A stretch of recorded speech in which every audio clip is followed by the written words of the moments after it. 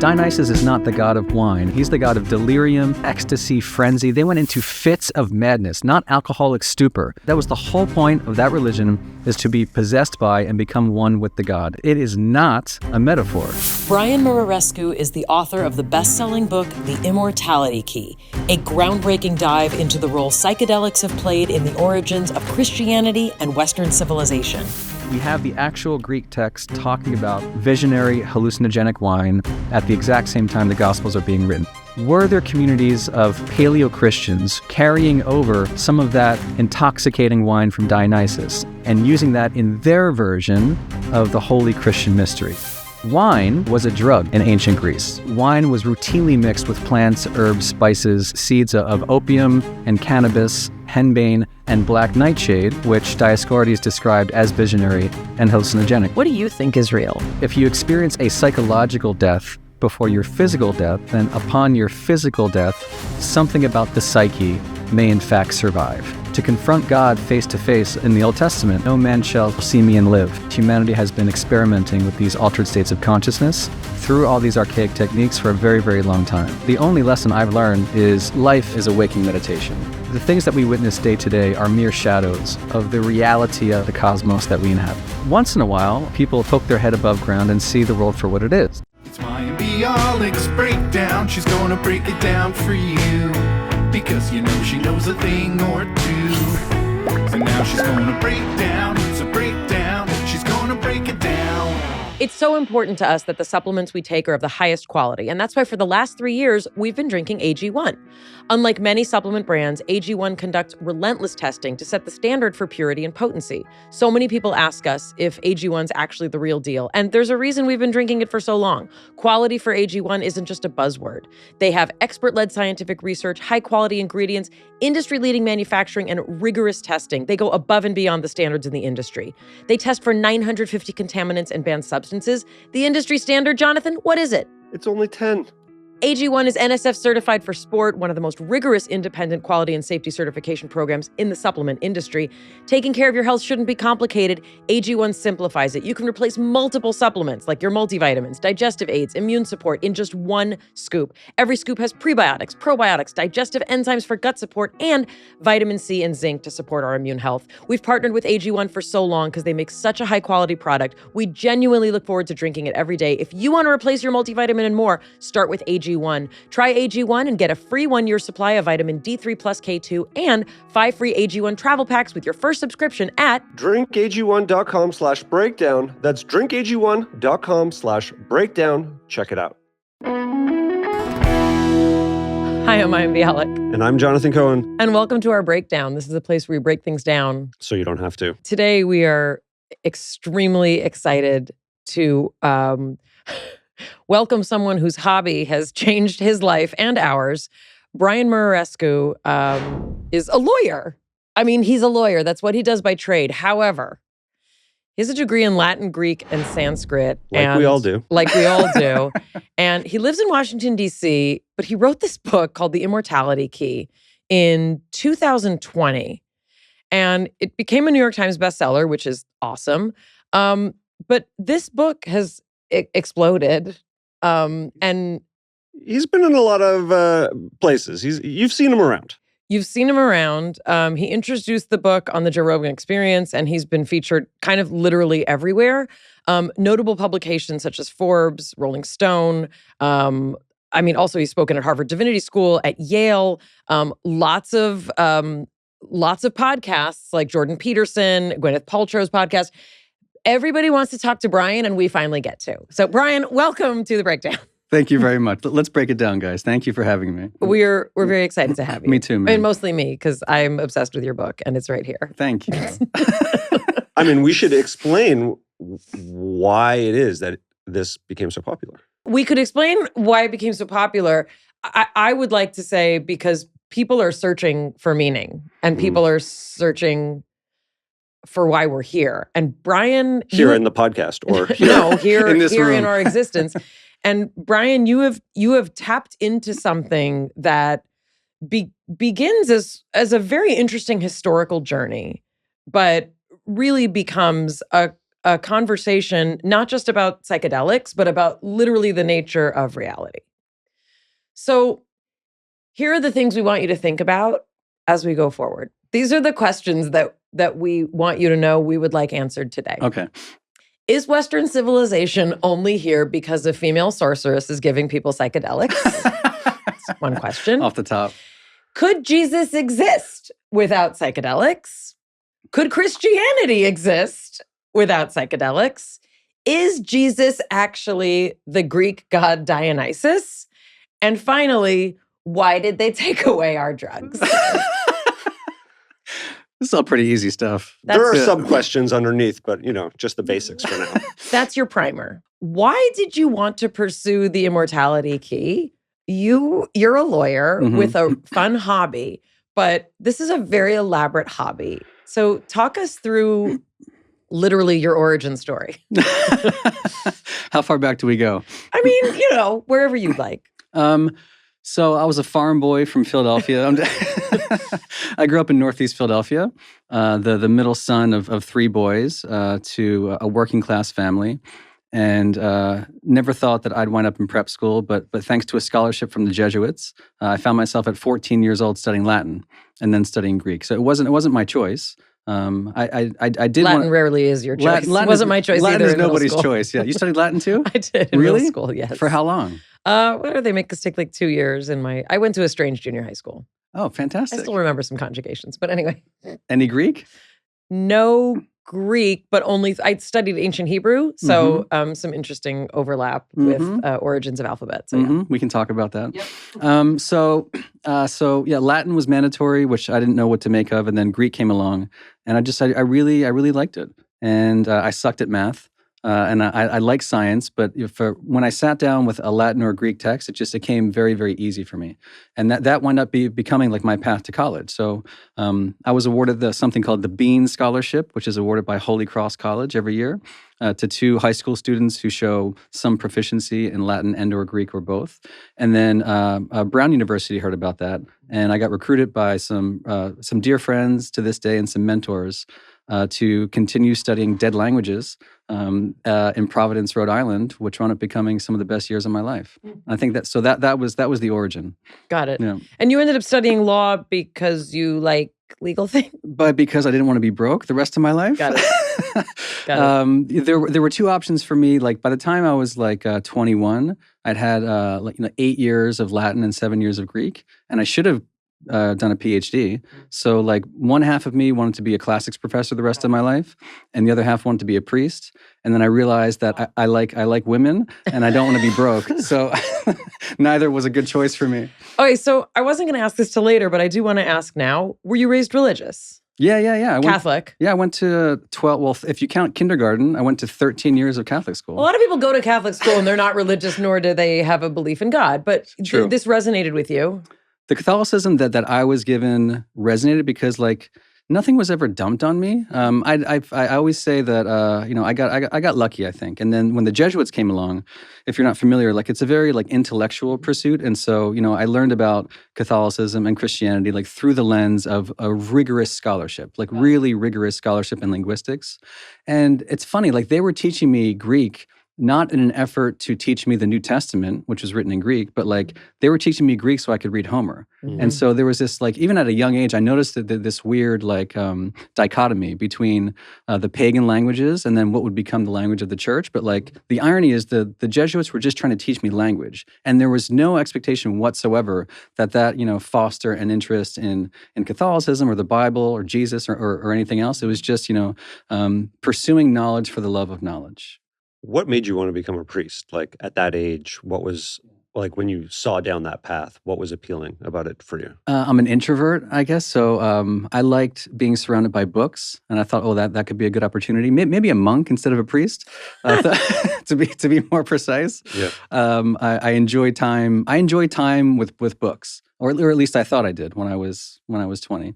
And now I enjoy nothing more than spending time with my daughters and my wife, which is it's a big change from when I was 20 and clueless.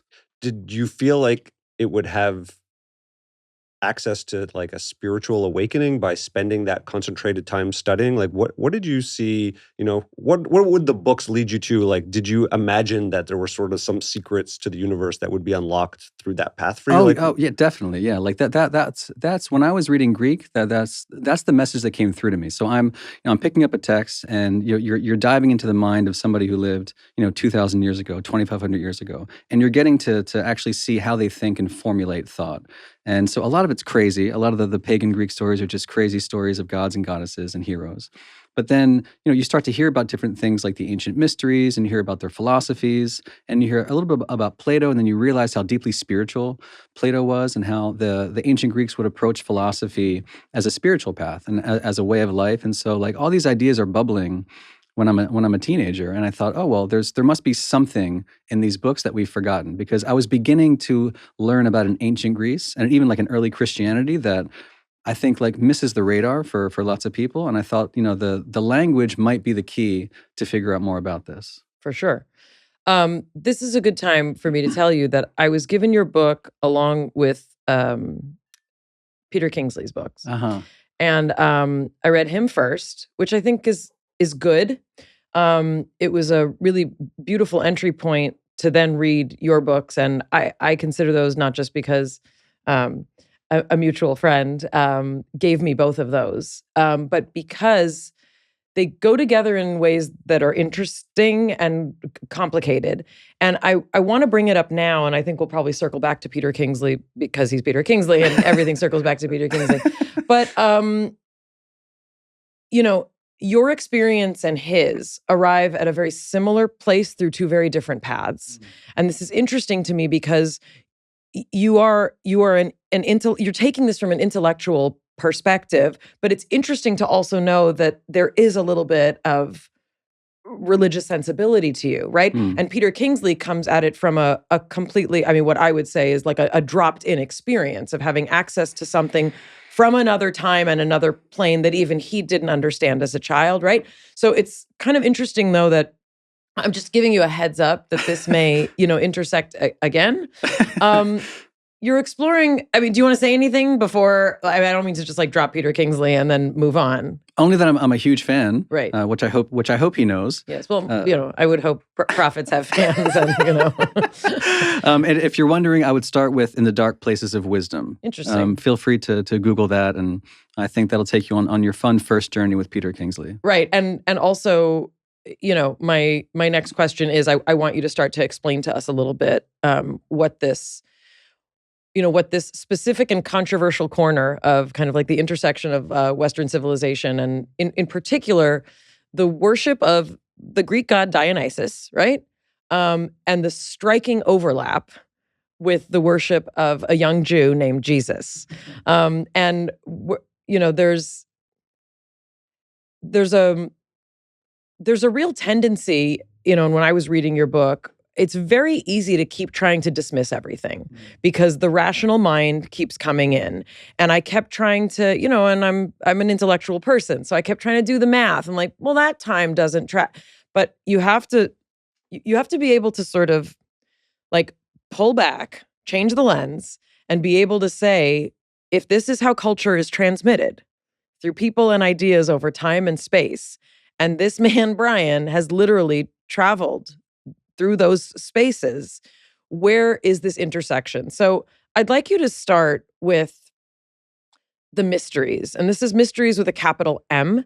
This is a huge part of the first, basically half of the book in terms of understanding what was going on in Greece when we talk about this transcendental experience called the mysteries.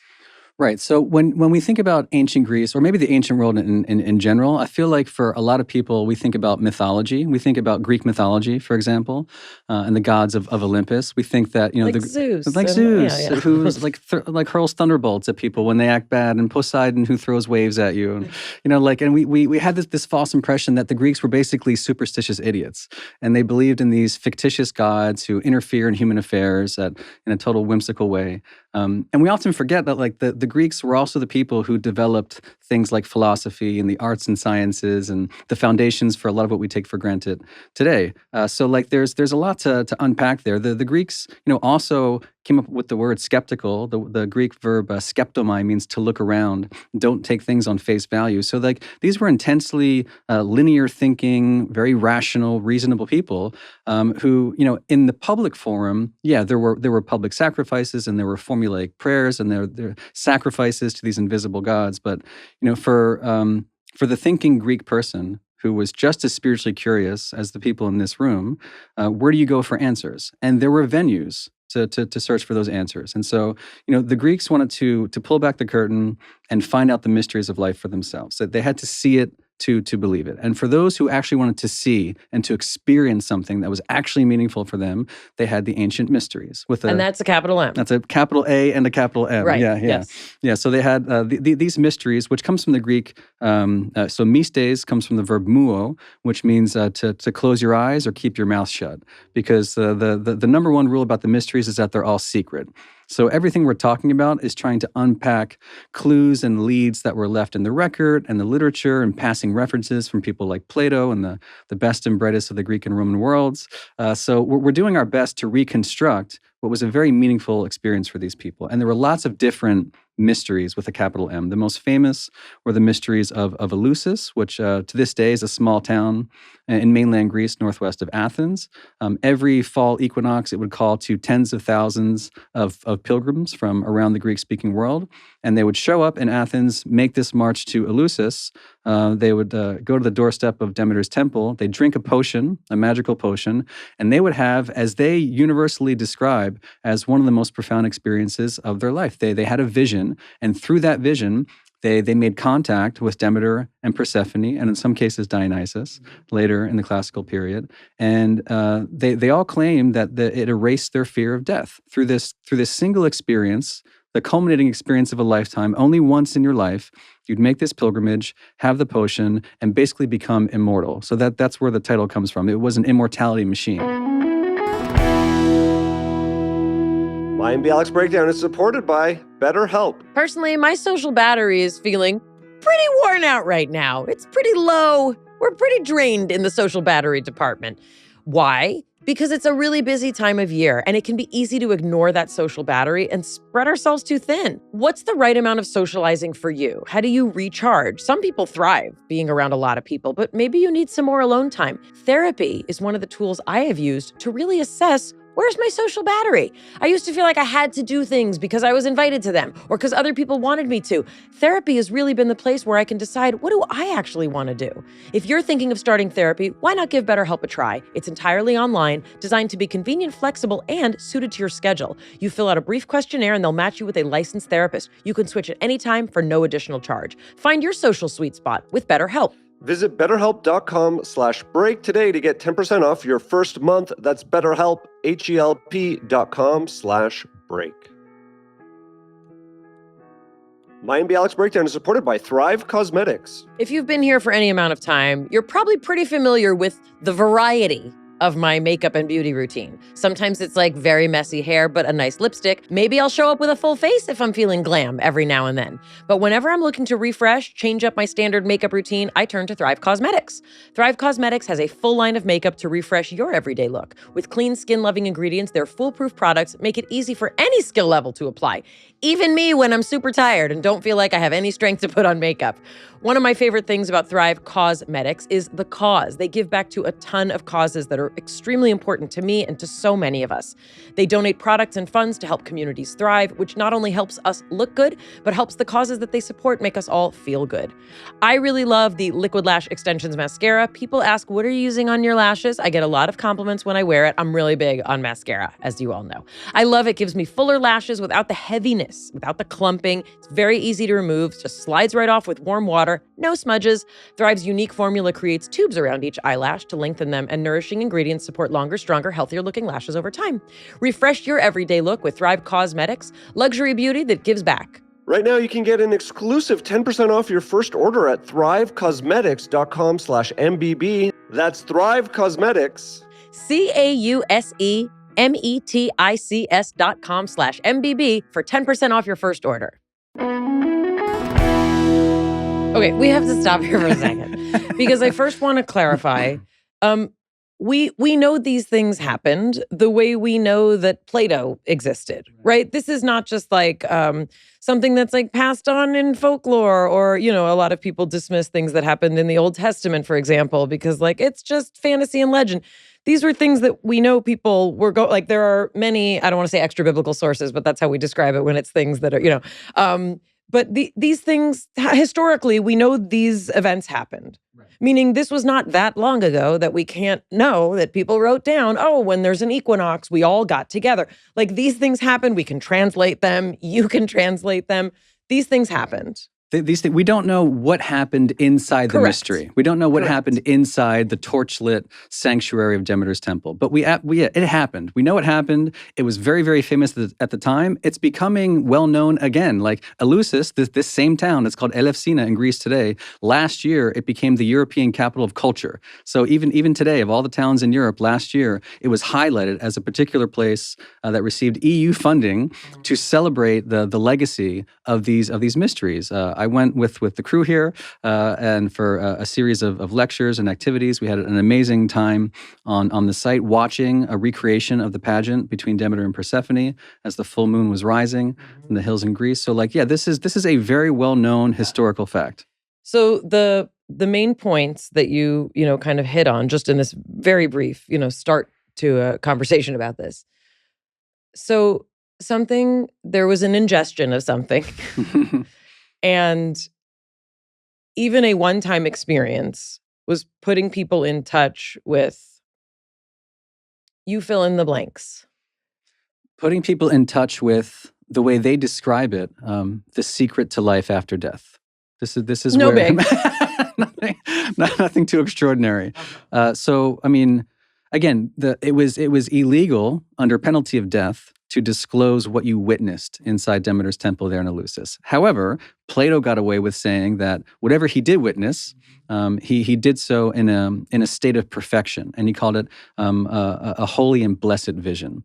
And Pindar, for example, who's one of the most well-known lyric poets from the time, says that whoever sees these mysteries before they die understands the end of mortal life and the beginning of a new life given by God. So there's clearly something about a vision. There's something about encountering death. Sophocles says that only those who visit Eleusis will have life after death, and for the rest, there's an evil lot. So it's not fun for those who aren't initiated. So you mentioned that people only get to go there once in their lifetime. Right.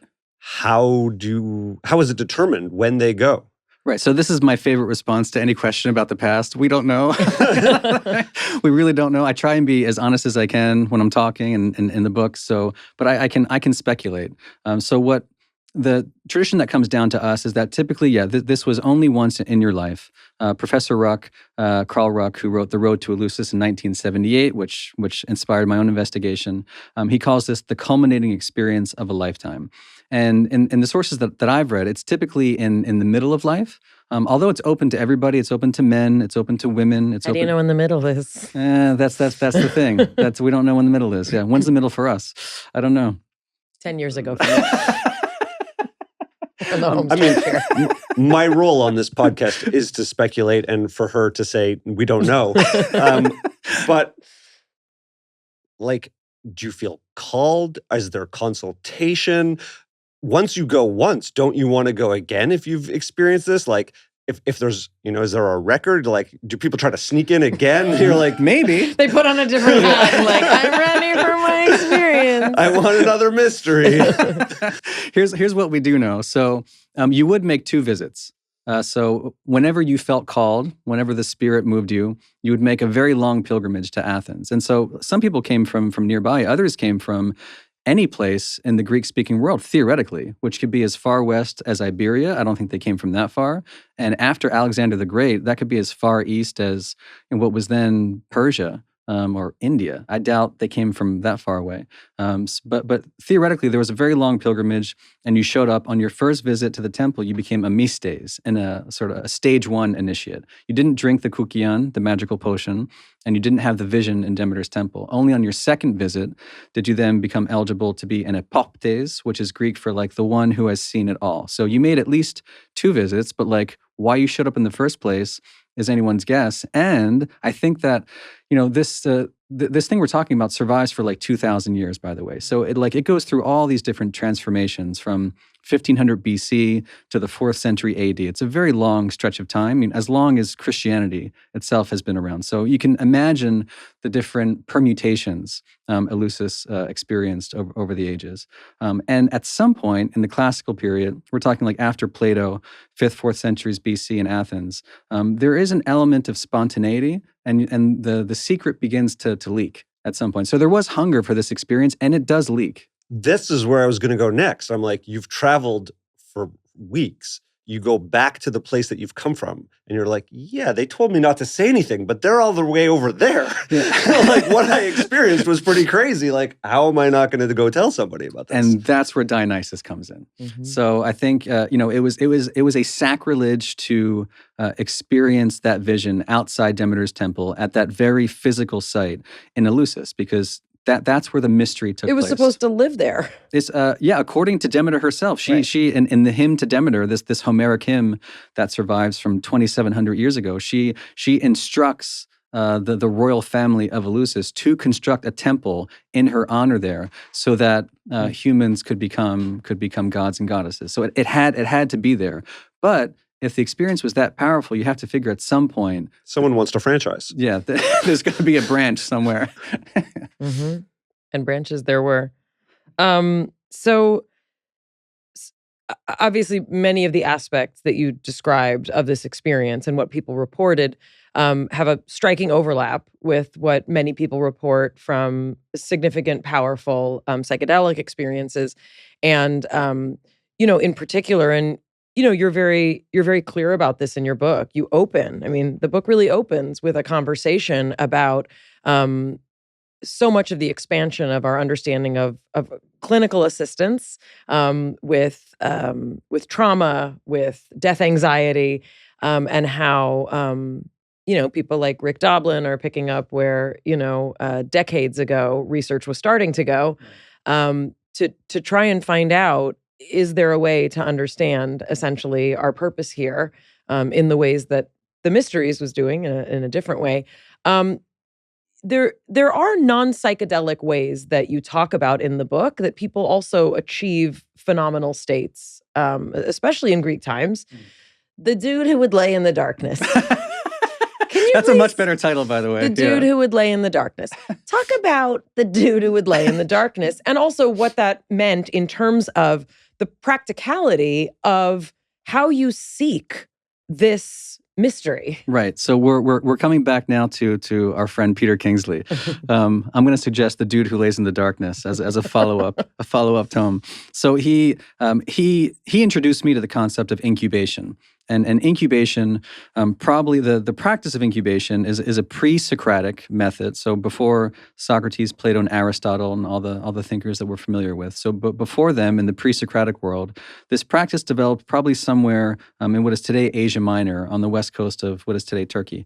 It can be very complicated or very, very simple. I listen to Peter's lectures as well, and so he's trying to describe how to do this incubation method, what it means to lie down and to enter into the underworld. And he says, this is his prescription for Greek Western meditation: lie down and die. And it's that simple. There's no multi-part system. There's no doctrine. There's no complicated dogma. The practice of incubation was lying down in what he describes as a cataleptic state of trance, and where time and space begin to disappear, and the past and the future are as present as the present is to us. That's his formulation for what incubation is. You're essentially putting the body to sleep, or killing the body temporarily, so that the spirit can roam free. No drugs. No. And Peter is not a fan of the psychedelic hypothesis. Many classical scholars are not. I completely understand it. Newsflash: I've never had a psychedelic experience myself, so this is all foreign territory to me as well. I have practiced incubation and different contemplative exercises. So is there like a guided meditation script that I can like pull up on Headspace for that? Yes, it's 17 hours of dead air. Yeah.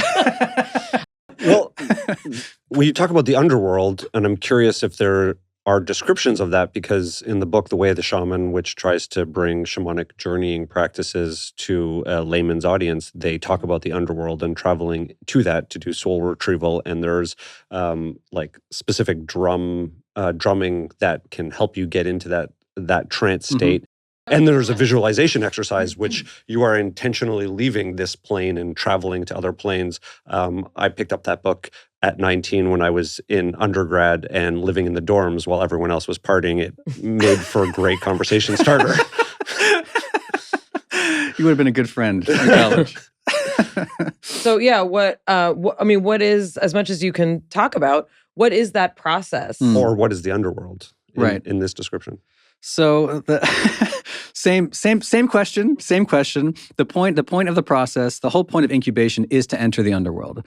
And again, we call it the underworld. You can call it the other world. You can call it the beyond. In Stranger Things, they call it the upside down, which is my favorite reference. So I really like that actually. And so in the upside down, the whole point is to see is to test the limits of consciousness. And so if consciousness does not in fact emerge from the physical brain, if consciousness precedes biology, if it was there before our incarnation, if it's there after our physical death, what are the limits of consciousness? What can we do with this stuff outside waking consciousness and dreaming? Are there other states to be experienced?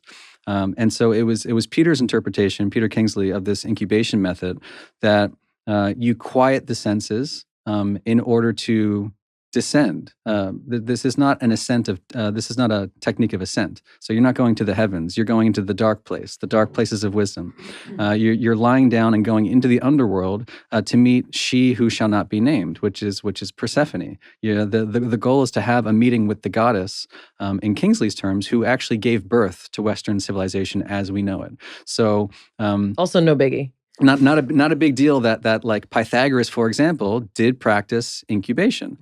He had an incubation chamber in his basement in his home in Italy, where it's believed that in addition to his theorems, his mathematical theorems, which are also kind of a big deal, for those of us who do like math, for the math nerds, it's kind of a big deal. It's a little big deal. Well, he was pulling out theorems, but also apparently he was being gifted these things by the goddess, and these gifts were bestowed on people like Pythagoras and others, so that Western civilization could be born. And we can talk about what's happened to that lineage since. Yeah, I mean, also it's not just Persephone who's down there. This appears in Kabbalistic texts. And it's something that, I mean, I feel like that's the next book I want you to write. I want to write, what happens at the intersection of Greece and, ancient Judaism. Let's do it. Yeah. No, but this, there's many, I mean, there are Kabbalistic meditations that take days, literally days. And, there are mantras and, things and ways we get there. Most of them are formed around language and the alphabet. Right. And the use in particular of vowels. And it's a whole thing, which I would love to talk to you about another time. But there is a universality to what you're talking about, right? And so for Peter and also for Immortality Key, it gets really, really specific. But I'm also very interested in this notion of that quieting is something that people talk about now a lot, really. Obviously not at the level we're talking about, but even outside of psychedelic experiences, holotropic breathwork. I practice Kundalini yoga. Some pretty bizarro things happen that as a scientist, I cannot explain, right? When I'm completely sober and just breathing, right? Mayim Bialik's breakdown is supported by Songfinch. Okay. I'm crying. I'll explain why in a second. When you're listening to a song on the radio and you get the profound feeling that the song was written about you? Well, Imagine having the power to gift that same incredible feeling to someone you love with an original song from Songfinch that's actually written just for them. I'm crying because Jonathan and I worked together on creating a song with a Songfinch musician. It's the song that you're hearing a bit of now. And I don't even know if happy is the word. It is so perfect. It captured everything that we put in and more. The process was super fun. And actually, it didn't take long, but it was a really meaty and deep process. We got to choose the genre. We got to choose the artist. I mean, Jonathan, what is your reaction? I gotta say, I was skeptical at first. And when we went through this process together, and then hearing this back, I was just like, am so emotionally struck. I'm almost speechless. It's so unbelievable. And this is our very first, we listened to the song right before this. And I don't even know what to say. It's unbelievable.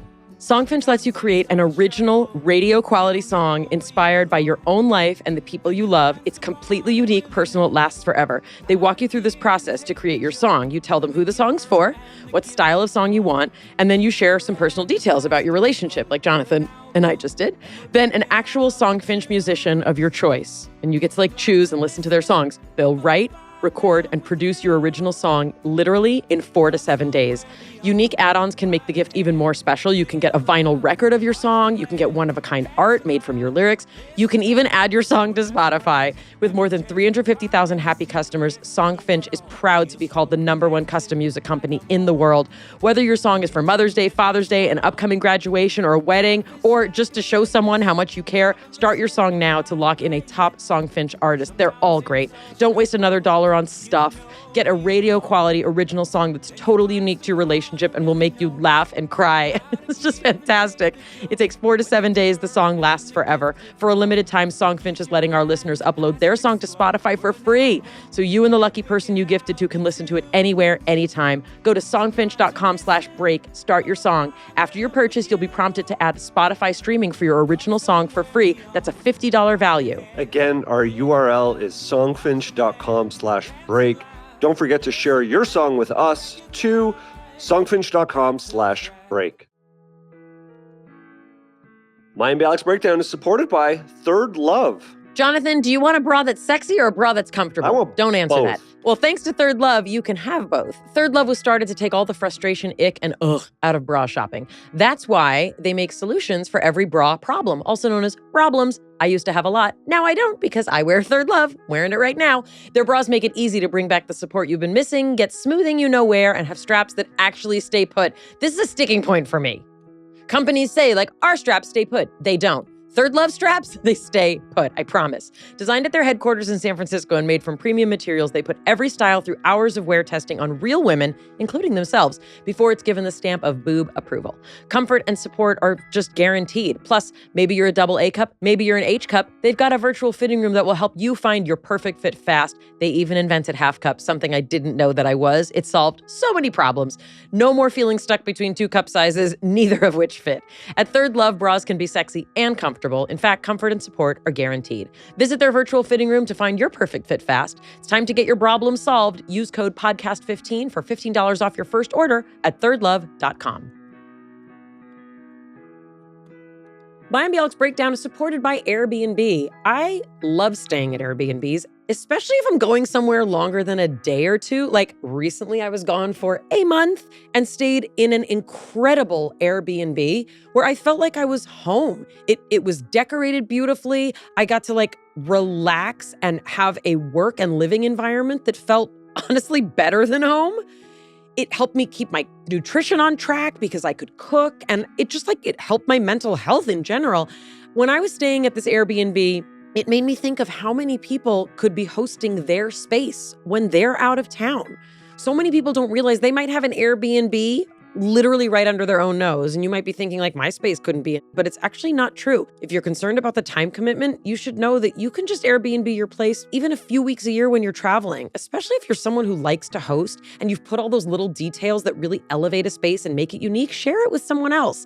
Airbnb hosting can be a way to earn some extra money and make sure your space is being utilized, even if it's just when you're out of town. Your home might be worth more than you think. Find out how much at airbnb.com/host. Your choices now are living in ancient Greece and being part of the mysteries, right? Or laying in a dark room and doing some sort of process, which, did you get there? I want to know. Or, I'm sure you got somewhere. Yeah, I've gotten to dark, shadowy places where I can lose sense of time and space and that sense of self. It's not all that complicated, which is kind of the point of this tradition. I don't think it's supposed to be complicated. You can really overcomplicate this stuff in some of the yogic sciences. Who, me? No. Overcomplicate something? Not you personally. Well, you'd be surprised, Brian. And I studied Sanskrit, by the way, for many years and practiced yoga. Yeah. There's some complicated science. Oh, yeah. There's some very, very complicated science and dogmatic even in some cases. Yeah. And then I was really intrigued by this alternative tradition because the concept, the invitation to lie down and die, it takes 3 seconds to say, and 0 seconds to do. Is a very it's a very alluring prospect that instead of days-long Vipassana retreat, right, or a long pilgrimage into the woods, which can also be fun, that you can simply just at any moment in time just lay down, shut down the senses, and see what happens. Now the mind is going to trick you. And the mind's going to play with you because it never goes silent and quiet. That's ego, and that's, but that's also the holy grail of practicing meditation for decades on end in the Buddhist discipline, and the search for the quiet mind. And so things are gonna come up, thoughts and emotions. And I think that the more you do it, like any exercise, like a physical exercise, I think you begin to be able to witness those thoughts and emotions float merrily by, and the deeper you go into that darkness. So in your sessions, did you feel like you were given things? Like, did you get Pythagorean where's your theorem, Brian? The Muraresku theorem? Yeah. A squared plus B squared. Yeah. Never anything so specific. I always walk away with stillness and peace of mind. And just one follow-up to that, because it's something you said about it not being that difficult. Yeah. In my experiences, when you are able to start to access it, it is something that you can then return back to more easily because you've found where it is a little bit. So it's like a practice that builds on itself. Was that similar to your experience? And if so, has it helped you interact with the normal world? Because I'm very curious about yes, we have these mystical experiences, but what do we bring back? Yeah, I think that's one of the other grails of any contemplative practice, right? And it's sort of the inherent paradox in action and contemplation. It's anybody can disappear and contemplate in peace and quiet. When you're raising children and trying to be a member of society, and doing podcasts with your friends in Los Angeles, you have to be alert and awake and carry some of what you do pick up and experience in the upside down. And so the only lesson I've learned doing this for maybe 15 or 20 years is that life is a waking meditation or a lucid dream in a way, that the phenomenal world is a lot stranger than we often realize, and that the more you can practice that stillness and enter into the underworld on a daily basis, the more you can bring that back into what seems like hardened reality, but which in essence is the same timeless sense of eternity that you find in those states of contemplation. And so bringing an awareness of the eternity of the present moment, right here, right now, I feel like, we're engaging in a very contemplative conversation, a bit of a meditative practice, just by slowing down and being aware of the eternity in between each syllable I'm saying right now. I'm having an out-of-body experience. That's what happens when you talk to Jonathan. He's not done asking questions. I want to circle back to this, but I know, because this opens up, and we'll just use this as a little foreshadowing for where this conversation I just want to talk about the body of Christ. I know so you. Hard for I know me. you do, but I'm going to just lay a little foreshadowing, because what Brian is talking about introduces questions about the notion of reality. It introduces questions about the notion of our perception of any given moment versus, what is concrete actuality? What are we co-creating? How is our perception impacting the way that we interact with the world around us? And can that be changed? And then, of course, that naturally leads to, are we in a simulation? But we're going to not go there yet and go to the body of Christ. Okay. So there's many parts in the Immortality Key where I really felt like you're you're weaving this unbelievable tapestry, right? But sometimes you get to these points that are like, yes, I was waiting for him to get there. And this was one of them. So, I'm a person who was raised, in a traditional, Jewish faith. And, I also grew up around a lot of non-Jews and, we're a small part of the population. So most people I interacted with were actually, Christian. And I would always ask people to explain to me what is how are you eating someone's body, like the body of Christ and the blood of Christ, and how are you drinking? And not in a critical or judgmental way, but like conceptually, I'm a very spiritually inclined person, and I ended up, studying Hebrew and Jewish studies, and so I ended up actually getting to study some about early Christianity. And this was always a sticking point for me. And I would ask whenever I would meet a Catholic, I was like, when can I be close enough to them to ask, what do you think it is? Because I was always very curious. And through no fault of their own, most people don't know how to answer it. Like when I would ask people, what is it? They'd say oh, it's I don't know. It's like a metaphor. Right. And your book... That's not Catholic doctrine. That's the exact opposite. Correct. Yeah. And again, this is not to disparage Catholicism or the structure of how people are taught. The people that I interacted with believed in it, did it, participated in it, but I had never gotten really an explanation. And I don't mean an explanation that makes sense to me because I don't accept Christ as my savior, but I want to understand what other religious traditions do. So when we got to this part in your book, I got very excited because you literally explain, people need to read the book to go on this journey with you, but you get us from the mysteries. It takes a while to get there, but you get us to how and why people transformed this religious experience, this mystical experience, this experience that doesn't need a god or a dude telling you what to do. You are able to communicate how we arrive at what the actual purpose of sacrament is, what it means to ingest the body of Christ and the blood of Christ. I would like you to share with us, as best as you can, how we get there. Okay, so the next book will be a lot shorter, I promise. It'll be a highlights reel. It's funny, when you were talking, your sticking point about what does this mean as a Jewish person. Sure. So that there is a line in the New Testament that which I know you know this, that reflects the same sticking point, because Jesus, as a good young Jewish boy, he was preaching to Jewish people, and in the Gospel of John, he's beginning to describe for the first time what it means to eat his flesh and what it means to drink his blood in very beautiful Greek, I would say poetry more than prose. In this beautiful Greek poetry, Jesus is introducing his Jewish neighbors to this concept. And I want everybody to go Google John 6:60. So the 6th chapter of John, or you can even look it up there, in verse 60. In the 6th chapter of John. It's a lot of verses. It's a hell of a book. He needs to shorten it too.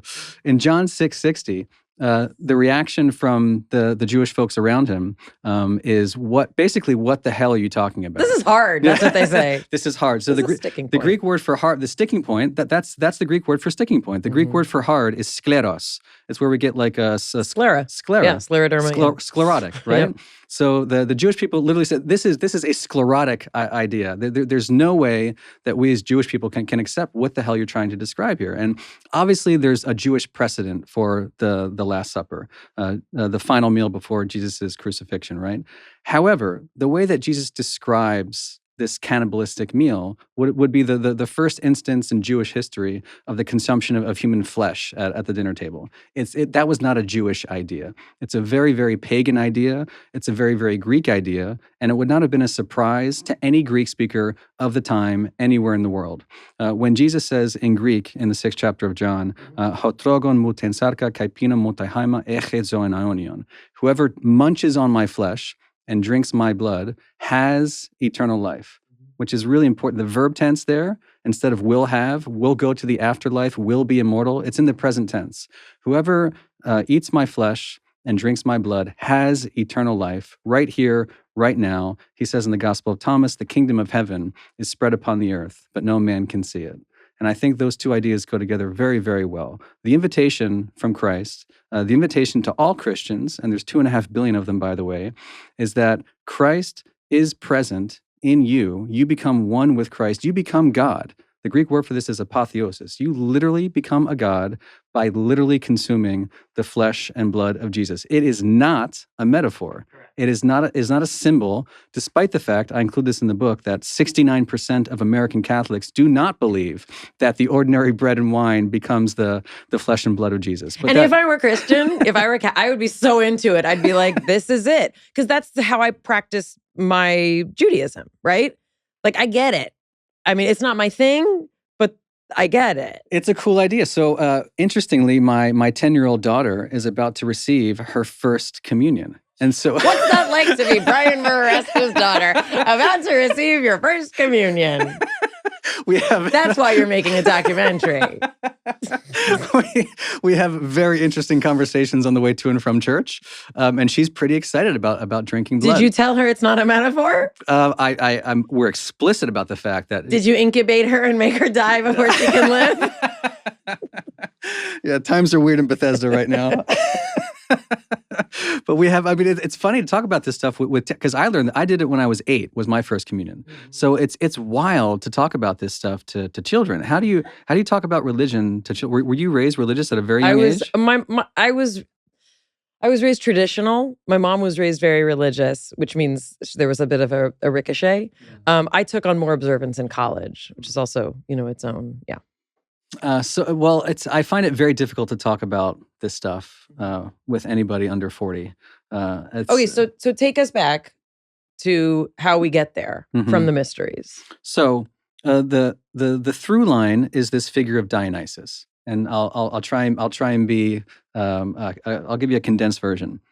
So you have the mysteries of Eleusis that we've been talking about, this once in a lifetime event where you drink this magical potion and you're absolutely convinced that you have cheated death and that you will have an afterlife. Also, ladies ran that. Yeah. We should also, we'll get back to it, I'll just, as a quick footnote, the mysteries of Eleusis was a rite of initiation exclusively for females. Yes. So by females, for females in the distant past. Men were only allowed in later in time in the classical period. They kind of ruin things sometimes. They always do. So to that point, the religion of Dionysus, the mysteries, capital M, of Dionysus, in some sense, totally distinct from the mysteries of Eleusis. Although, when I was speaking with another classicist, Fritz Graf, he's quick to point out that elements of Dionysian ecstasy were making their way into the mysteries of Eleusis. At some point, there's this figure, Iachos.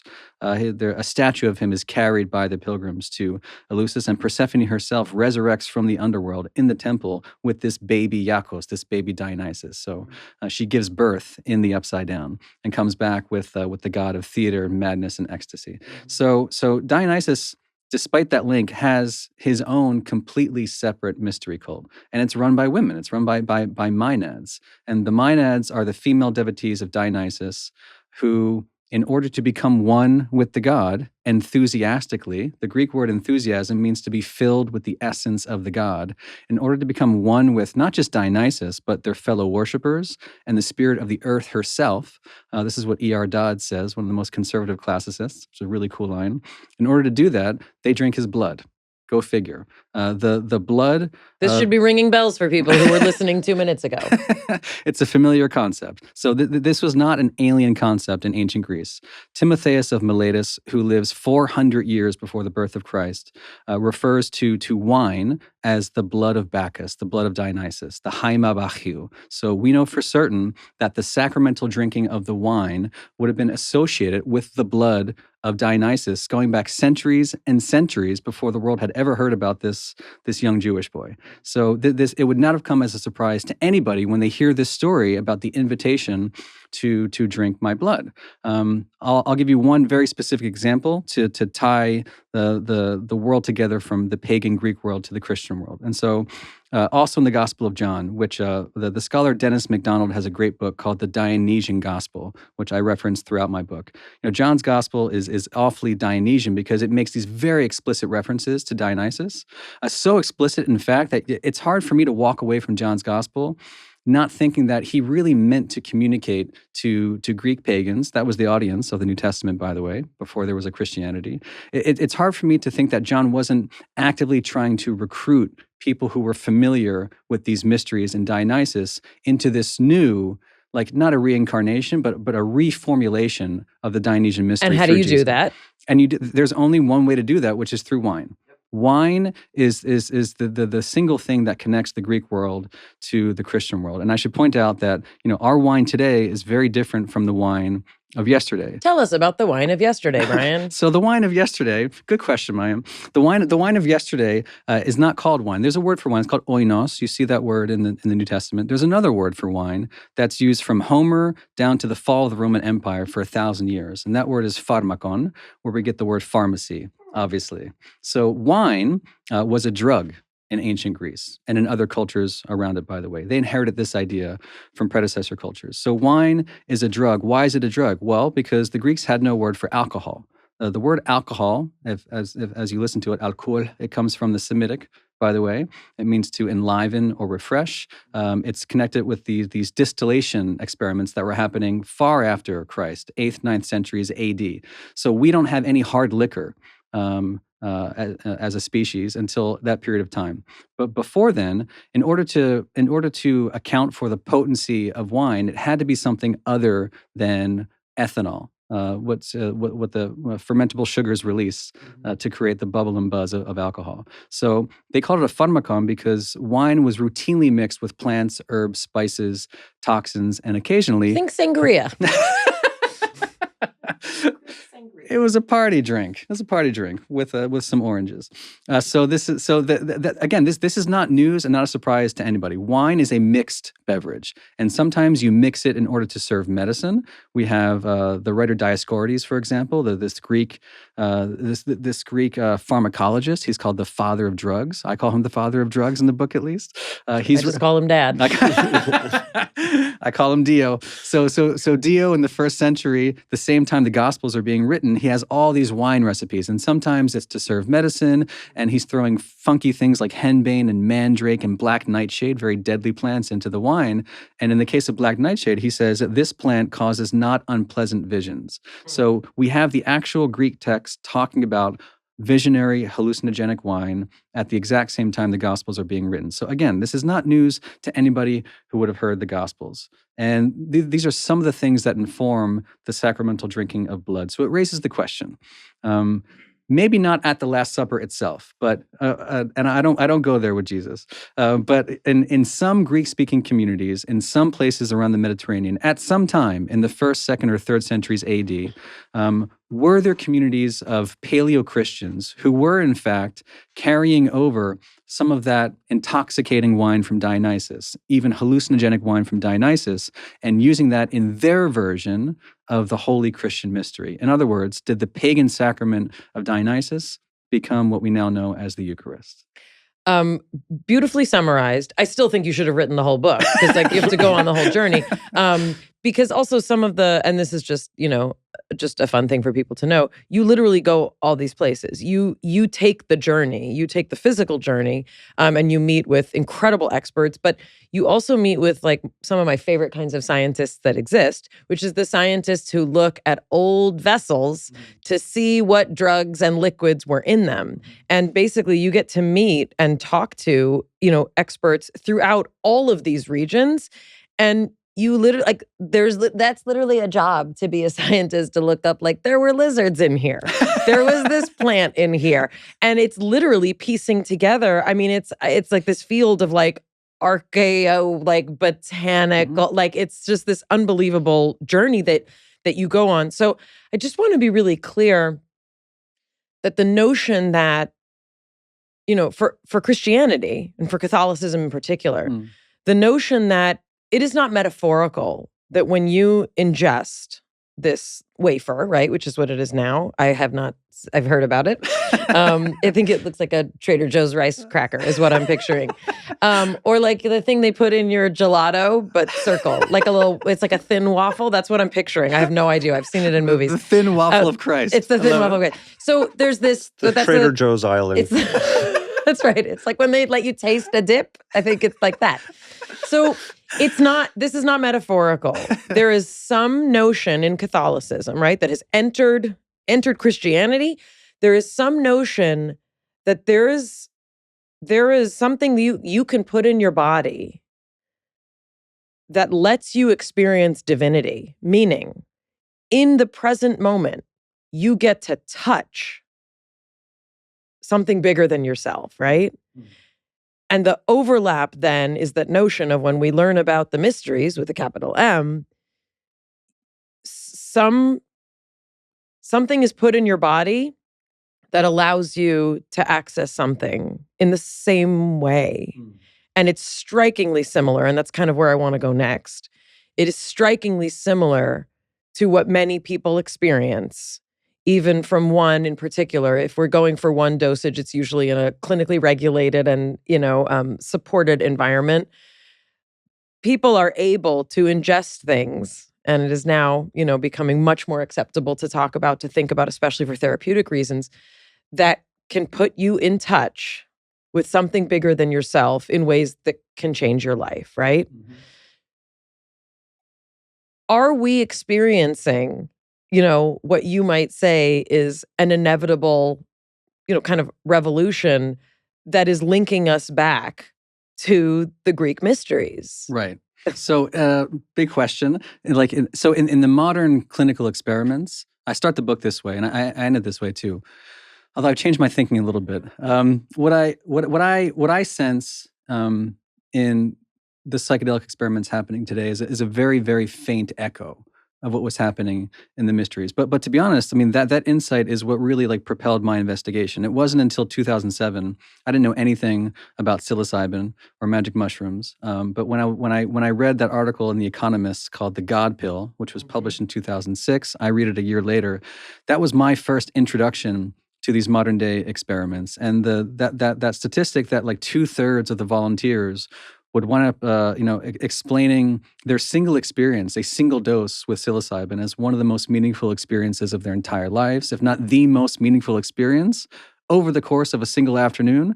It's a short article, but it hopped off the page at me in 2007, and I thought, if I had to come up with a modern day definition of the ancient mysteries, that would be it. A life transforming experience that often takes place in terms of death and rebirth, but happening seemingly in an instant. There's something miraculous about the magic of that experience, and so it was that circumstantial link and that tangential link that sent me looking for evidence, because if people can experience this today, it stands to reason our neuroanatomy hasn't changed, that this was happening not just 2,000 years ago, but maybe, this is more interesting to me, 20,000 years ago, 200,000 years ago, and most probably precedes our species. Almost certainly, this kind of experimentation precedes the human species, going back 300,000-400,000 years into archaic hominins.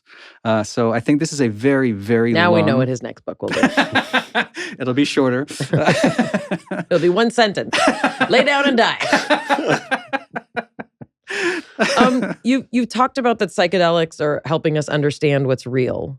What do you think is real? That's good. I think, and again, this is textbook Platonism, by the way. So Plato, not unlike some of the Eastern disciplines, he's most famous for this idea of the archetypes and the allegory of the cave, that we're all sort of we're trapped, shackled underground, staring at mere shadows of what is reality. There's a They Might Be Giants song that talks about it, actually. Can we play that later? Yes, I would love to. We can't license it. So that's the idea that they picked up on, that we are, the things that we witness day to day are mere shadows of the reality of the cosmos that we inhabit, and that once in a while people turn around, poke their head above ground, and see the world for what it is. Again, this is textbook Platonism, and would go on to influence a lot of Judaism and Christianity, by the way, and Neoplatonic thought. So if that's what we're being told, and again, Plato didn't invent that idea. I think that comes from experience, the shamanistic experience that had been passed down to the Greeks and through all the high civilizations, from Egypt to Sumer to Persia and India, China, and places far beyond.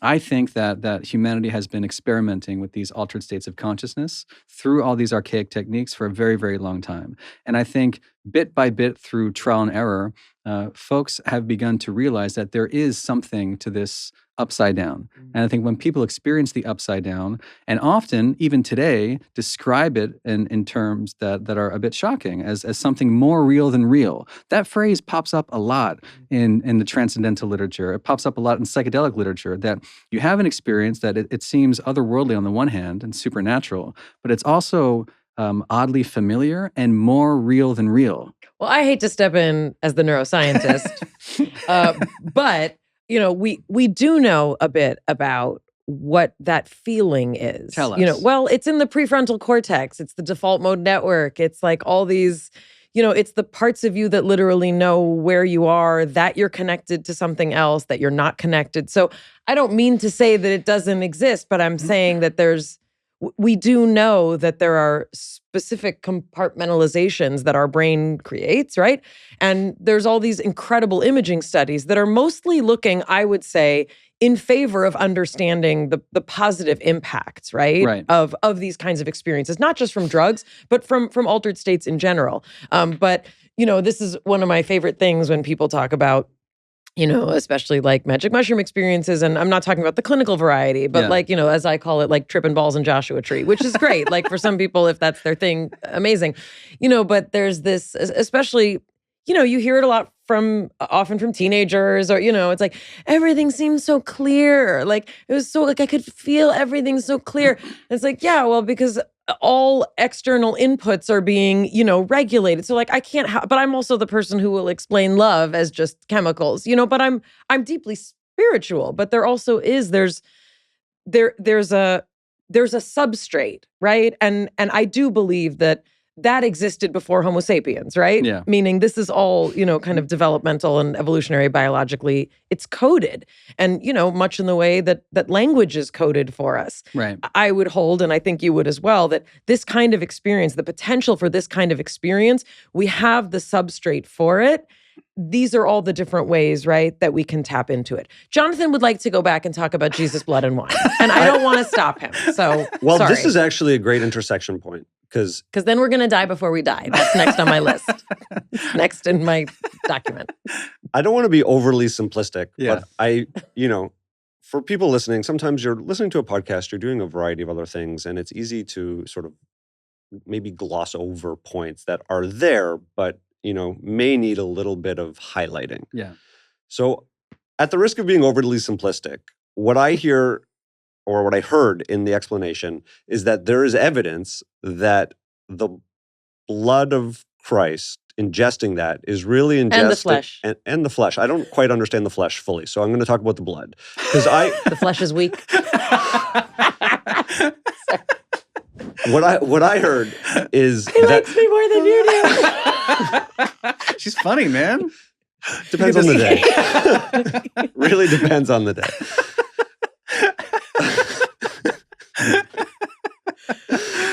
I'm hilarious in Hebrew. Okay, so there's evidence. You went and saw and met the researchers who are looking at the containers of the wine and the priests. And the priests. And there's evidence of some form of psychedelics in the containers of this wine that by drinking it, we're not actually drinking Jesus' blood, and want to make that clear. What we're saying is that drinking the wine that has hallucinogenics in it is giving people access to a divine experience. Is this accurate in terms of like a general summary? That was a fair summation. I just want to be careful for those who are doing their dishes right now that I'm not saying that Jesus was serving psychedelics, nor am I saying that Christianity was founded on psychedelics. I think I wrote this book in search of actual evidence, and to date, to the best of my knowledge, there is no concrete archaeobotanical data to prove that the wine of Dionysus being consumed in Greece was traditionally hallucinogenic and spiked. Nor is there any evidence whatsoever, although I'm looking for it, that the chalices, the Eucharistic chalices of early Christianity were likewise spiked. What I did include in the second half of the book was actual data to prove that yes, in the ancient world, there was spiked wine that you could, with a very straight face, call hallucinogenic. And I'll just take 10 seconds to explain that in the Villa Vesuvio, which The entire second half of my book hangs on this discovery, which happened like more than 20 years ago and just kind of went unacknowledged and unnoticed. There was an Italian archeobotanist.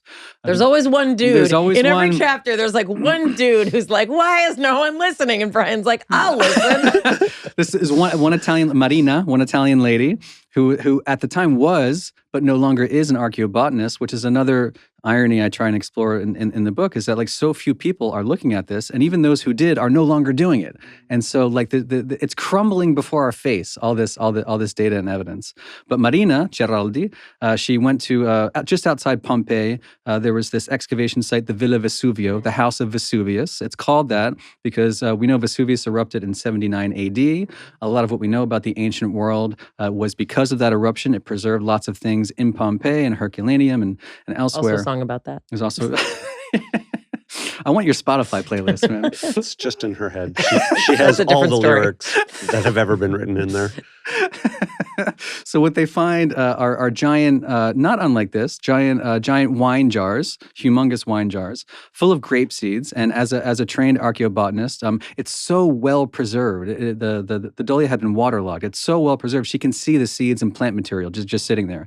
And she's able to identify like 50 species of plants, the vast majority of which are medicinal. Among them, she finds seeds of opium and cannabis and those witchy plants we talked about, henbane and black nightshade, which Dioscorides described as visionary and hallucinogenic. So like with a straight face, we can say there was something like psychotropic wine in antiquity. We don't know the context. We don't know if Christians would have availed themselves of this or the Dionysians or others, but I'm hunting for more evidence of this kind of wine. So what's interesting to me is that the description of what happens when you ingest something and get to be one, right? And know the mysteries of the universe or feel connected or understand, that notion is replicated conceptually when you think about the non-metaphorical nature of the sacrament.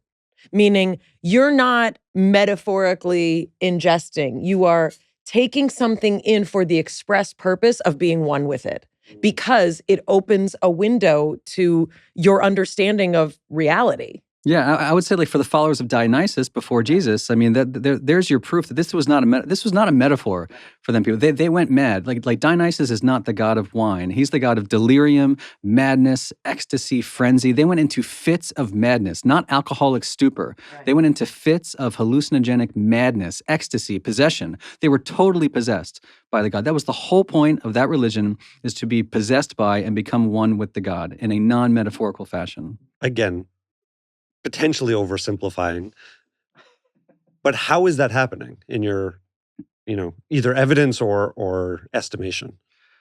It has. I mean, the one thing that jumps off the ancient sources is the wine, the blood of Dionysus. It has to do with the wine. In addition to the wine, Dionysus is often compared to the ivy, and so we don't know if ancient ivy is the same as our ivy. But there are sources poison ivy. There's quite poisonous, quite spectacular ivy that does weird things. It deranges the senses, say the ancient sources. So there's something about their ivy and madness. They are consuming things to enter into wild states. I don't know what they were consuming, but they were consuming something. This brings us to the point that Mayim was saying, that we are hardwired to change our perspective and have altered states of consciousness. And so what I'm hearing is that while we don't know that the Christians were delivering this altered states of consciousness to their followers, that some version of that was intended to, like, it's just...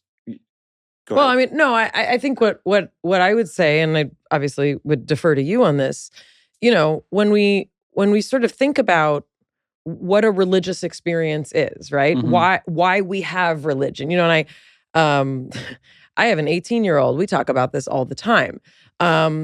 What are we wired for? Mm-hmm. Are we wired, and we were literally having this conversation last night. What is a rational experience, and can it include a mystical one? Mm-hmm. And do you need God? Do you need religion? I'm not asking you to answer this because that's my job, because he's my kid, but you'll get to it with yours, I'm assuming. But this notion of, my rabbi, who's pretty high on the mystical scale, would teach us, like, if God didn't exist, we would just create God. And there's a comfort for me in knowing that there's something bigger than me that I'm going to keep trying to name. I'm going to give it a ritual.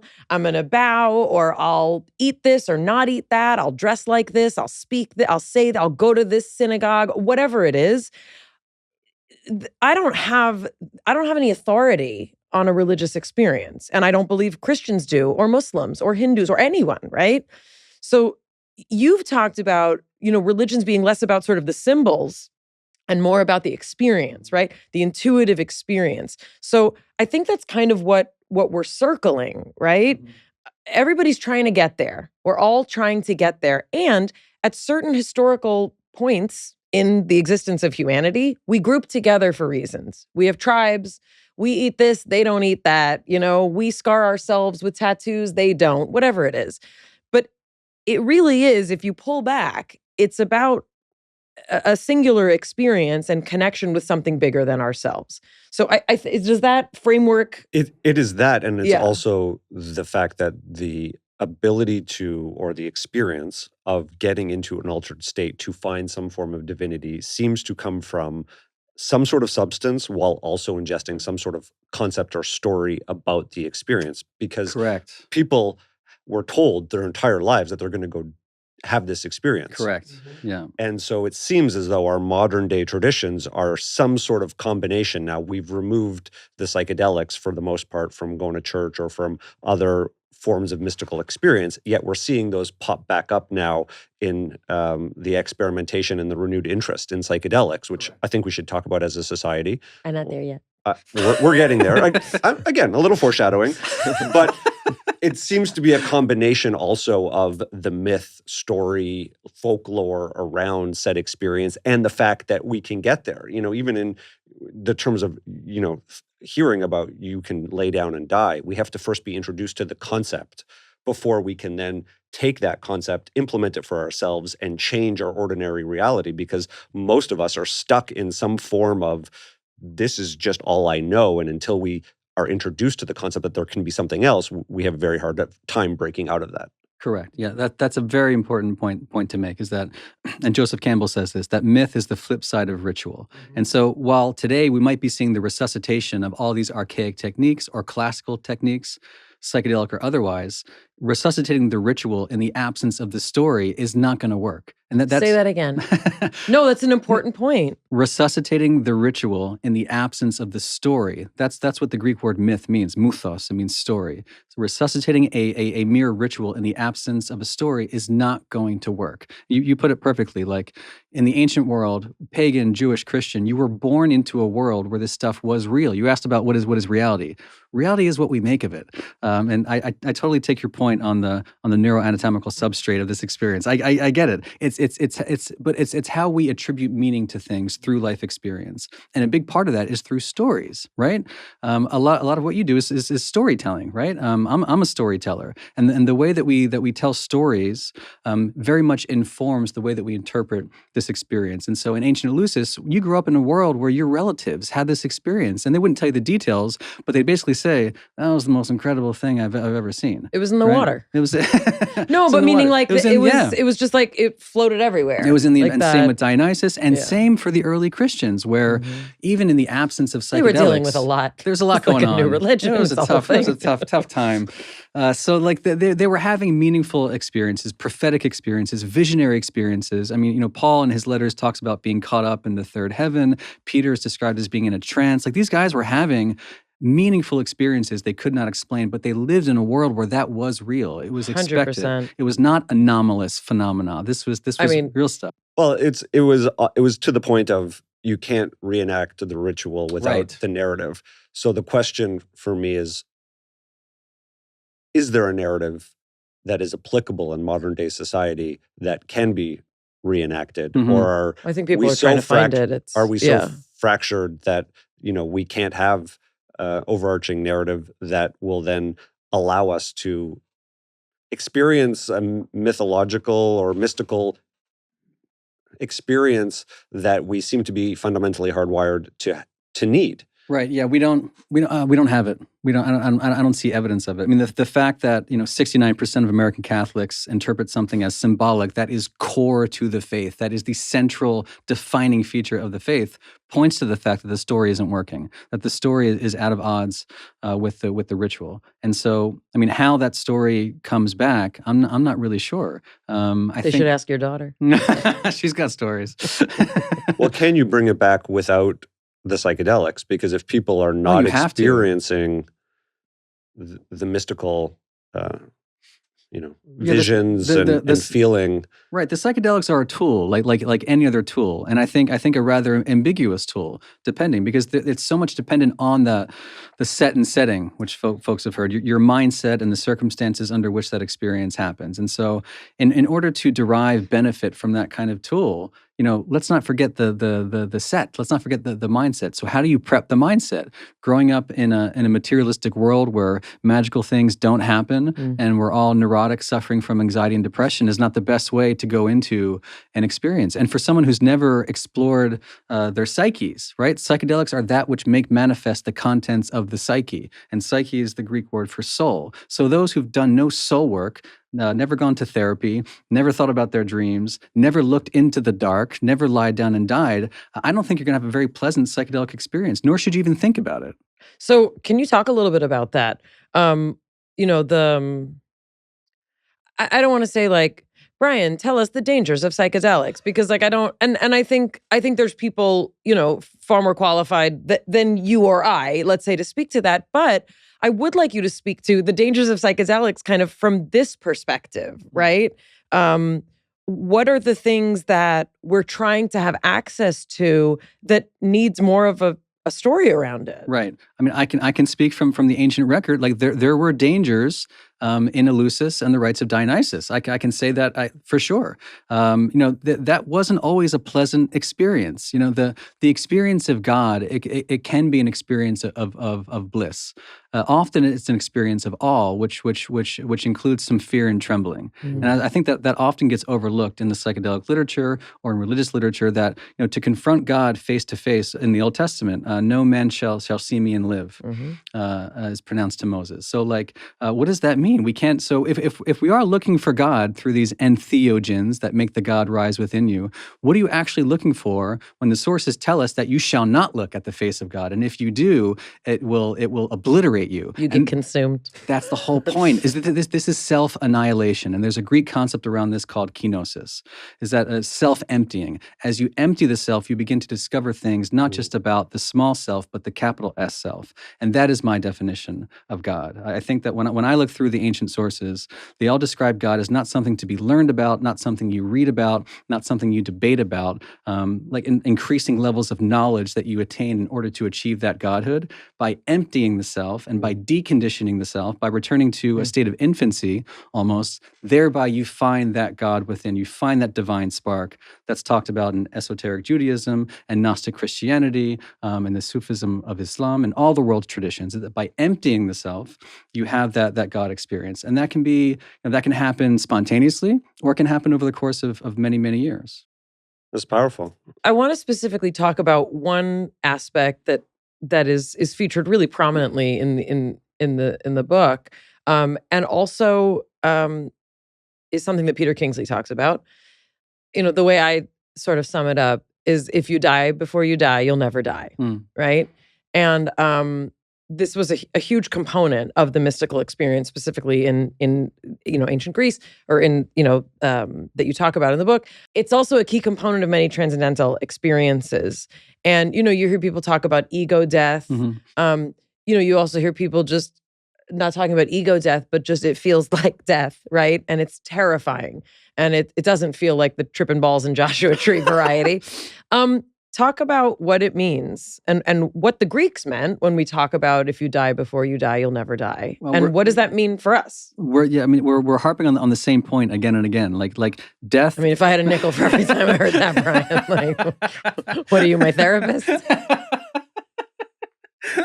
That'd be a fun experience. So death is not pleasant. for a lot of people. Like how you think about death, for example, might inform the kind of experience you have on psychedelics, ready or not for it. It might inform the kind of experience you have through a Kundalini yoga meditate, which can also be very dangerous, by the way. It's described as a dangerous discipline in the yogic sciences, Kundalini in particular. Like you can have trippy ass, horrible experiences. You can also have nightmares and bad dreams every single night. When you enter into altered states of consciousness, what are your nightmares trying to tell you, right? What is your relationship with mortality and death? And what are your neuroses and psychoses you struggle with every day? Like these are things that need to be brought to the surface in order to figure out what's going on here. So I think that dying before dying is this, I mean, I know it doesn't make sense on the surface, but if you experience a psychological death before your physical death, then upon your physical death, something about the psyche may in fact survive. So the survival of the spirit or the soul in the absence of a body. So that phrase comes from a Greek Orthodox monastery at Mount Athos in Greece, St. Paul's Monastery. But I think it harkens back to like a very living tradition that goes through the entire Greek world, deeply into ancient Greece. And you find this concept of death and rebirth, dying before dying, in like all the world's traditions. It's probably a prehistoric tradition. We've talked about this a few times already. I think it goes back probably tens, hundreds of thousands of years. Those who have gone to a near-death experience and returned from that, this is a prototypical shamanistic journey. You die to the body to be reborn as a new human being. This is what we're talking about. That's resurrection. Well, okay, so we arrived at resurrection, which is also linking back to this notion of what do you bring down from the mountain, right? When you open your eyes and you open your mouth, what are you going to say, right? And so for me, that connected so beautifully with this, right? Let's just call, if you die before you die, let's just call that whatever this experience is, right? And it could be the mysteries, it could be drugs, it could be holotropic breath, whatever that, if you die before you die. What does it mean to never die, right? It means that you have... Stay in the matrix. For me, what I hear when we talk about never dying is that whatever you experienced when you did die, right? Whatever you experienced has transformed you so deeply, changed you so completely, that every interaction you have, and Peter Kingsley lives this way, right? Every interaction that you have is always touched by that. You don't have fear. There's no more fear because you've done it, right? And you get to then exist with that knowledge. So when we talk about having these transcendental experiences, it's like, as my yoga teacher says, I don't care what you do for an hour on the mat. I care what you do for the other 23, right? It's beautiful to have these experiences, but what does the rest of your life look like? To me, that's what never dying means, right? And normalizing it, I think, and making it even more accessible. We recently gave a talk on the intersection of science and spirituality, and we got feedback about people who have had what they call spiritual awakenings, small spiritual awakenings. And what that means to me is you begin to have slightly altered perception from what your ordinary reality is. And you begin to see sort of, some people call it behind the veil, some people call it extrasensory, some people's lives start to fall apart and you're like, I'm not on the right track, there's some sort of other thing for me. And they begin to shift out of one state of being into another state. And some of that comes, like, as you said, with an enormous amount of panic because that's all they know is this thing over here that is their reality. And then they start hearing what is intuition, for example. And they start hearing guidance like, hey, by the way, you're going to, your life is going to slowly fall apart and you shouldn't be terrified because there's something else waiting for you. But until you experience that other thing waiting for you, you begin to be quite terrified. And I think there's overlap there in the psychedelic experience and the transcendental experience without psychedelics, in that if you're going and journeying into some unknown place, you have to sort of give over, similar to a death, where I'm no longer going to be in control and I'm going to look outside of myself for some other experience that I will hopefully be held in, and that can create a larger sense of trust in a God, in a universe, in some sort of other experience. Whatever that may be. That's why I start the book with Dinah Baser, who grew up as a otherwise secular Jewish woman, describes herself as a staunch atheist, and at a loss of words to describe her transcendental experience on psilocybin, said it felt like she was bathed in God's love. And the one lesson she came back with, what she came down from the mountain with, was this idea that that she won't die. At least not the way we typically understand it. That it has to do with time, reorienting our sense of time and space, and Newtonian physics. She says that basically she encountered this sense of always being, like now and forever. This timeless sense of eternity in the now, which sounds like mumbo jumbo, but to her was maybe not to some listeners either. To her, it felt very, very real. Back to your question about what is reality. Reality is the things that make us feel like it's true. To her, it feels true that she misunderstood time before her experience. Afterwards, she reorients herself under an entirely new worldview, an entirely new physics, an entirely new way of understanding the world. We don't understand time very well. And so this dying before dying, that could actually be a daily practice. It could live in the infinitesimal distance of one moment to the next. So we have direct experience with talking to someone who had this experience because we spoke to Elizabeth Crone with Jeffrey Kripal. Oh, nice. And so we spoke to someone who had a near-death experience. She was struck by lightning. She was struck by lightning. Previously not a religious person, not a person who believed in that there even are auras or that there are ghosts or extrasensory perception. She had a series of physiological changes that happened to her, some of which we can attribute to what happens when you're struck by lightning and your shoes are literally blown clear off your feet. However, she acquired synesthesia. She acquired a lot of interesting physiological things that we can perhaps explain. But this near-death experience had a tremendous amount of overlap with a transcendental experience, right? She believes she spoke to God for 2 weeks and was, out for just a couple minutes, on the pavement. But this notion, rings very true in terms of that experience, as we were talking about the overlapping Venn diagram of DMT, the drug DMT and near-death experiences. There's a tremendous amount of overlap, right? And so, again, my question is, okay, that means chemically we can figure out, right? What's DMT acting on? What are the receptors? What's the downregulation? What's the upregulation, right? But in terms of the psychology, in terms of the human experience of it, right? That to me is what is so fascinating, right? And for me, it's all about just we're trying to get to the same thing, and these are all the ways that we can get there. Can you talk a little bit more about resurrection in particular? Do you see that as metaphorical? Do you see that as, is there a literal resurrection that we can imagine? In the same way that we can imagine that you can ingest the body and the blood of Christ to be one, what role then does the resurrection play in this narrative for early Christians?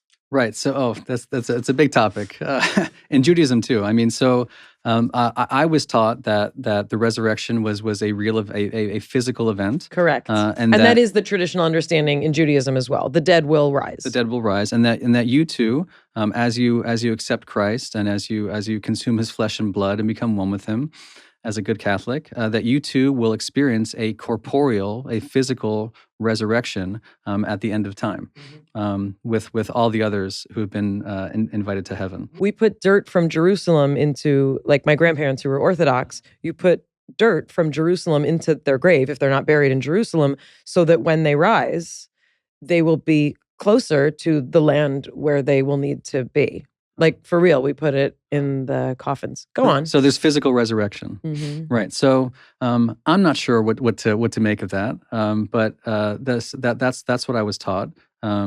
I believe in the power of not just resuscitation, which is different, but the resurrection of the spirit, and I think that of the spirit. I think it feeds into this notion of death and rebirth into something. I think our bodies are wonderful vehicles. They're fun to play around with. I wouldn't want to be trapped in a body for all of eternity. And again, this has to go back to time. I answer this way because it goes back to time. So if you're thinking about heaven or the afterlife, again, there's all these concepts of time and space, even in that taxonomy, right? So like one notion of everlasting time is just that, everlasting, that heaven is just like this, and time goes on and on and on forever. And yes, you would need a physical vehicle for that. Maybe that's the case. In some of these mystical and transcendental experiences, the message that comes back time and again is that, time is a bit different than we understand it, and that you may not need a physical vehicle if, in fact, you're breaking the confines of space and time. And in a timeless sense, how does consciousness, what is the vehicle that consciousness inhabits in timeless eternity, which is not just a really long time, but it's the sense of awareness that exists outside of time. And so eternity is the thing that we miss from day to day because thinking and time cut out our perception of that now, which is why you can go to sleep at night. If you're very, very tired, wake up the next morning and seemingly no time has gone by because the mind isn't there to interpret time the way it usually does. So I think that's how I think about everlasting versus eternity. So the way that you just solved the issue of a physical resurrection is the way Elizabeth Crone would say it, that, you can slice into time like it's a 7-layer cake. We always exist, we always have existed, we always will exist. Anytime that you choose to have a conscious experience or are having a conscious experience, you can place it on an X, Y, and Z plane if you'd like. But it's not a requirement for your existence, as it were. This leads to the Akashic records, right? Where there are people who believe that there's a collective consciousness, right? That simply exists that you can slice into. And if you learn the proper mental state and you can get there in a transcendental state, you can access all information that is, has been, and ever will be. He believes in the Akashic records. I just proved it. That's what it means in Sanskrit, by the way, Akashic. Akasha. It means outside time, outside space. Well, instead of going down into the underworld, you go up. I mean, you go out also. Out and up. Yeah. Or maybe you go in to the upside down. Also very possible. I just want to footnote this. I mean, this stuff is really hard to talk about. I think we're all experiencing. You're doing great, Brian. I think you're really going places. We would recommend you for other podcasts. Likewise. We should do this again. But we're having trouble talking about this stuff. And the folks around us, I think, are having a tough time following because it's really tough to language this stuff. And that's a really important point to bring into any concept of religion, philosophy, or God. I did this video on YouTube with a friend of mine who has a channel called After School. It's called the God Paradox. And it's about this notion that's really hard to talk about God. And I quote St. Augustine, who says that si comprehendis non est Deus. If you understand anything we're talking right now, you're nowhere near to what God is. If you think you understand, you're really, really far. That's actually Talmud also. It's exactly literally right. Directly from the Talmud. Exactly right. As soon as you think you're right, you're wrong. And I think we're all simultaneously right and wrong about all this stuff because it's really hard to language. We're talking about non-rational processes, exactly what Elizabeth experienced, what you've both experienced throughout your life, what listeners have experienced. It's hard to language this stuff. So just at the risk of being overly simplistic and languaging things, summing up the conversation on resurrection, what I heard is we can be outside of time and space, and that may be the safest explanation for it.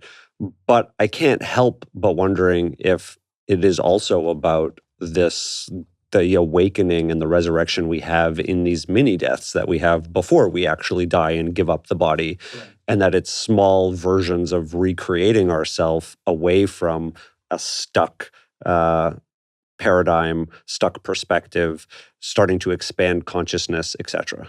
Correct. Yeah. I mean, this is why I sometimes say that, absent an acute crisis, for all the reasons that we've talked about, I really don't think people should consider a powerful psychedelic experience before the age of 35 or 40 or older, because there's so much dying to be done before then. That is the age that you are allowed to start studying the mystical traditions in Judaism. That's why I borrow that. That's why I borrow that. And I think it's very, very wise, because from 0 to 35, you have lots of dying to go through. You need to have your heart broken at least a few times. You have to have 2 kids. You gotta have a couple of kids at least. That was my biggest death experience so far, has been having 2 daughters. Try actually giving birth to them, Brian. On the floor. Try squeezing a watermelon through a garden hose with no drugs. Right on the floor, right? Yeah. That's very spiritual experience. You know what? I love talking about birth, but a very spiritual experience, which involves self-hypnosis. If you choose to, I chose to do it this way. This is not an accident. But But yeah, that's a spiritual experience to also reinterpret pain. And human existence is pain, right? We're suffering. We're in a state of suffering. We're trying to escape that loop. But, satanama, like that's, as a woman, this brings me back to what I wanted to ask. As a woman, we get to experience it in a different way, even if you don't have children. I would hold that, there's a tremendous amount that women hold that is different. And even if you choose not to have children, your body has a rhythm that is echoing life and death monthly, right? I wonder if you can touch on, and then I'm trying to be mindful of time. I wonder if you can touch a little bit on the specificity of the female aspect of these traditions, why you think women were responsible and meaning could be responsible for this, what was special about that, and besides just the march of the march of culture leading in the direction of stronger, bigger, better, faster being perceived as male, what happened in terms of the female experience when we talk about these mysteries? Right. So everything we've discussed about the ancient mysteries, we sort of buried the lead. We sort of mentioned that they were initially female mysteries. But when it comes to the mysteries of Dionysus and even early Christianity too, like these were heavily female-led ceremonies. The women were the driving force of these experiences, despite the fact that the church would step into the shoes of the patriarchal Roman Empire and kind of keep marching forward in the 4th century. That all happens in the 4th century AD. This is when the church becomes bigger and more bureaucratized, administrative, and it takes on a lot of the power structure of the very male-heavy Roman Empire. It became institutionalized. It becomes, but before then, there is no institution. Right. There's no Bible. There's no widely accepted canonical version of the New Testament. There are no physical churches. There's no basilicas until Constantine famously converts in 312. So, the earliest Christians are meeting in private homes, just like this. They're going into necropolis and catacombs underground to commune with the dead. Like that was the early Eucharistic experience, and that was almost to a fault. It was led by women. So women, as the heads of households, were the early patrons of the early house churches. They were called house churches in which the meal was served. And a lot of that probably had to do with also medicine, because that's what a lot of women historically, that's what you do when you tend home, right? You're cooking, you're taking care of, because men are out doing the things that they're doing, right? Right. And so there has to be this overlap. Well, in order to feed people, by the way, not just 2,000 years ago, but think about 20,000 years ago. So there's this very blurred line between diet and cuisine and medicine and pharmacology and drugs and these sacraments. You're essentially talking about our relationship with the earth, right? And the ecosystem by which we're surrounded. To have no knowledge of that before pharmacies came into existence was to spell certain death for people. And it was typically the domain of women who carried a lot of this plant knowledge and this herbal lore, folk medicine, from prehistory all the way into the classical civilization. So it's not a surprise to me that women were involved in receiving and storing and distributing the ingredients that would go into the Eucharistic meal in these house churches. It's no surprise to me that it was female maenads who kept Dionysus alive for centuries, or that it was female priestesses at Eleusis through these noble families who kept that alive as well, because they were inheriting traditions from deep prehistory where it was women who would typically brew these magical potions, mix these magical wines for millennia, untold millennia. It was all about women. And also you think about, historically how women who have visions are treated, right? I mean, you can take it all the way through. Women now reclaim the term witch. A lot of people are, still practicing various forms of, witchery, as it were. But that was really a really powerful part, of this book to realize also, how many aspects of our experience also get institutionalized and, taken over when patriarchal structures in particular, and in many cases, religious patriarchal structures, come into play. Also, if you look nowadays at the resurrection, should use a different word, but the resurgence is more accurate of the healing arts and people who are doing somatic release and finding trapped emotions in the body and helping guide that through. Predominantly, that's a female focus. It was women. It's all 95%, 90% women who are And men find the formulas and the things, and they publish the books. But yeah, Peter Levine we had on said, he owes it to the women before him and the female traditions of somatic healing and, the healing arts that allowed that. Last question. And, you talk about this in the book, but I'd love to hear your perspective. And I don't mean to ask it in a sensationalistic way. You've chosen not to partake of psychedelics, partly to sort of maintain some sort of academic legitimacy, meaning so that you're not seen as an advocate, like I'm doing this so that you will do this. And my hunch would be if you ever did it, I hope that you never tell anyone. Meaning, because I hope that if you were to have that experience, that it would be one that wouldn't have to be broadcast. Except for us. You should tell us. We want the exclusive. No, but I am curious, if your decision to not partake, which I think makes a lot of sense, has that shifted? Or as you hear more about, research and especially, these sort of clinically controlled and really beautiful experiences that people have in facilitated ways that really are, in a sense, customized, in terms of what your needs, desires, and, goals are. Is that something that's changed for you? Yeah, I mean, what I should do someday is just auction off my psychedelic virginity to a charitable cause. I think that's the best use of my virginity, which is still the case. I would take a lie detector on that. But yeah, it may not be broadcast at some point. But at first it was a great desire just to be objective, and also like all the books I was reading was a lot of white men talking about their relationship with God on drugs, and there's a lot of literature there. I didn't want to write another one of those. Mm-hmm. So, but now it's been a few years. And I don't know, my views are like shifting a lot when it comes to this stuff. I think I've tried to describe to the best of my ability how I feel about it now, which is I find psychedelics deeply ambiguous because of the lack of the story. I think that's it. So like my ideal scenario would not be in a lab in Baltimore or anywhere. You want to trip balls in Joshua Tree? Yeah, maybe Joshua Tree. Well, nature. I mean, nature's a huge component of it, and I think that's part of the story. I think that's how we experience these states is typically in nature. So how do you do that safely? How do you do that with the right story? With which compound, by the way? Like, I find, dozens of compounds throughout the book, none of which are very safe. Like, Let's just eat a lot of eggplant together and see what happens. I'm down for that, yeah. Eggplantaholic. Sign up for Mayim's retreat to Joshua Tree. Yeah.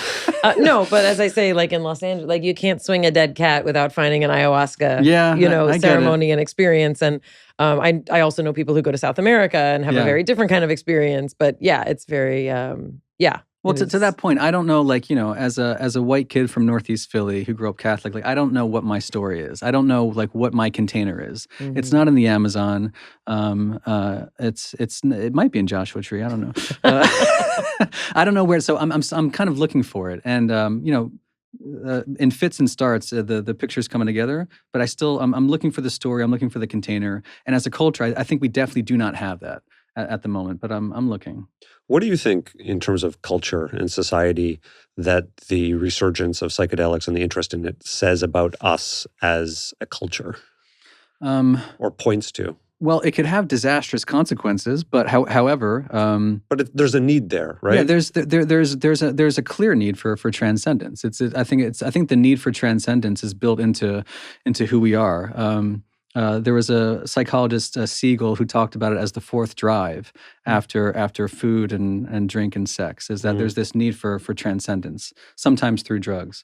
But I think that we all have that urge to step outside ourselves, step inside ourselves into the upside down to try and figure out what this is. And I think like the common perception is that like this ain't it. Whatever it is from day to day, it's not answering our questions. Maybe big religion isn't answering our questions. Maybe philosophy and science don't answer all the questions we'd like to have answered. But if you combine all those skills and add in the right technology, maybe we do have answers. I don't know. Well, if anyone is going to find the answers, I think it's going to be you. The book is The Immortality Key, The Secret History of the Religion with No Name. We highly recommend it. And foreshadowing our next conversation, we'll tackle aliens and why it is we all need the mystery. And are we living in a simulation? We didn't get to ask you those things, but maybe next time. For a follow-up. From our breakdown to the one we hope you never have, we'll see you next time. It's Mayim Bialik's breakdown. She's gonna break it down for you. She's got a neuroscience PhD or two. One fiction, one and now she's gonna break down